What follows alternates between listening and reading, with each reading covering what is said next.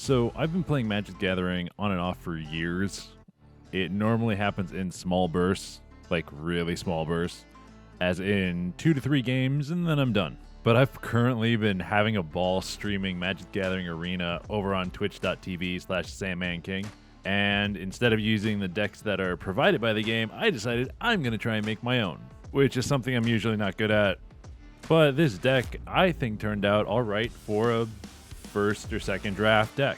And the theme for this first deck is Warrior. It's a red, green, black deck with the breakdown basically like this.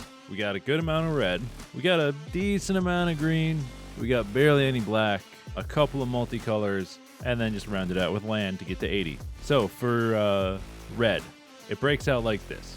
We have a Voltaren Stinger, a Kargan Intimidator, 2 Expedition Champions, a Pugnacious Pugilist, 1 Outcome Warrior, 1 Riveter's Initiate, 1 Professional Facebreaker, 2 Molten Ravagers, 1 Goblin Trashmaster, 2 Goblin Gang Leaders, 1 Immolation, 3 Shocks, 1 Spikefield Hazard, 1 Antagonize, a Burn Bright, a Heated Debate, an Improvised Weaponry, and 1 Kazel's Fury. I think that's how you say it. I'm not 100% sure though.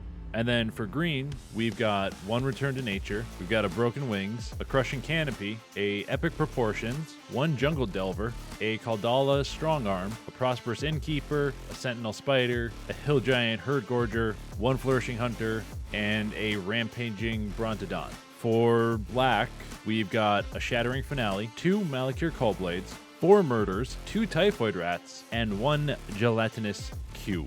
The multicolors are Mr. Orfeo the Boulder and Zayatora's Envoy. Plus then we have our dual land cards and the land cards and, you know, the stuff you need to summon the things. And let's talk about what the most important cards in this deck are. Because there are a few, not many, but there are a few.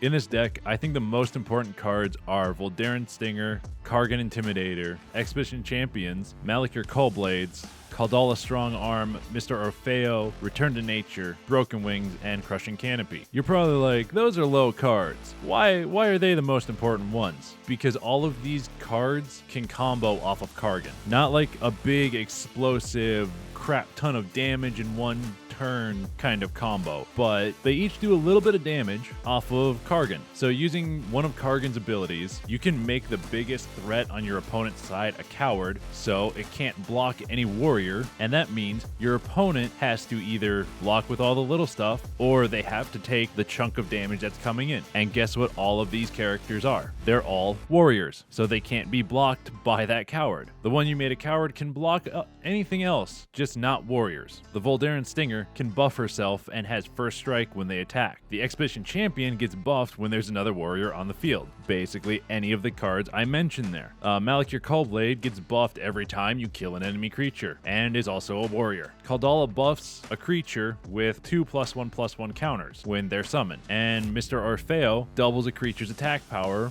when they attack. These may not be super tough creatures, but with each of them able to benefit from Kargan's abilities, with the coward one, and also he can give anyone a +1/+1 buff, you can get all of these creatures out at fairly low cost, except for maybe Kaldala, and you can whittle down an opponent's health with attacks of 1 to 4 damage, and you can quickly whittle them down. And I'm going to be honest, with the other cards I've talked about, Return to Nature, Broken Wings, and Crushing Canopy, I don't know if this deck needs all the green that it has in it, but the reason it's there is because of pacifism. I keep running into white decks that are running 2 to 4 pacifisms, and I'm tired of it. So I put Broken Wings, Return to Nature, and Crushing Canopy in there to get rid of that enchantment. And the big stuff that's in there, it's only to be kind of a big threat and a target if I can get it down, which a lot of the time I have not been able to because I've been stuck at like 4 or 5 mana, and they probably don't need to be in the deck because they don't get played that much. It's just there is the threat of them if they look at my hand and see that card. My goal with this deck, other than to have fun with it, is to aim for early and mid pressure with my warriors. But I've had a few games where I don't actually get anything I need early, so I'm thinking I need to trim this deck down a little bit. I may get rid of the higher end creatures because they don't get played that often, but I'm also, I know I'm not the best deck builder out here, so maybe you guys have some suggestions of what could go into this deck, what could come out of the deck, what could be switched around. And if you do, please leave your suggestions in the, I was gonna say description, in the comment section down below. And let me know what you guys think of this deck also. And what's another theme deck I should try? I'm thinking I'm gonna do werewolves next. But for now, that's all I got, guys. I wish you good luck with your pack openings and have a fun day.